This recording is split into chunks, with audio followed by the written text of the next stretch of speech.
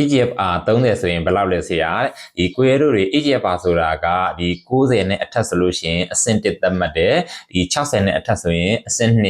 ဒီ30နဲ့အထက်ဆိုရင်အဆင့်3လို့သတ်မှတ်ပါတယ်နောက်ပြီးတော့ဒီ15အထက်ဆိုလို့ရှိရင်တော့အဆင့်4လို့သတ်မှတ်ပြီးတော့15အောက်ဆိုလို့ရှိရင်တော့အဆင့်5နောက်ဆုံးအဆင့်လို့ပြောလို့ရပါတယ်ကိုကဒီ EGFR 30ဆိုတာက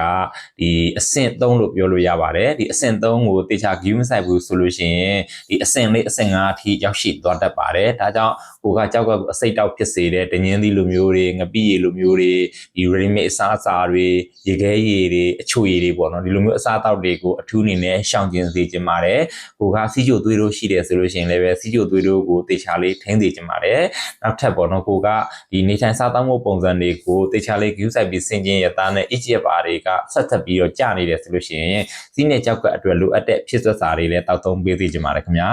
ဒီဗီဒီယိုလေးကကိုယ့်အတွက်အကျိုးရှိတယ်ဆိုလို့ရှိရင်တခြားသူတွေသိအောင် share ပေးတော့ဖို့လည်းမေတ္တာရက်ခံပါတယ်စိတ်အေးချမ်းခြင်းကိုယ်ကျန်းမာခြင်းနဲ့ပြည့်စုံပြီးတော့မျက်နှာမှာအပြုံးပန်းများပွင့်လန်းနိုင်ကြပါစေခင်ဗျာကျေးဇူးတင်ပါတယ်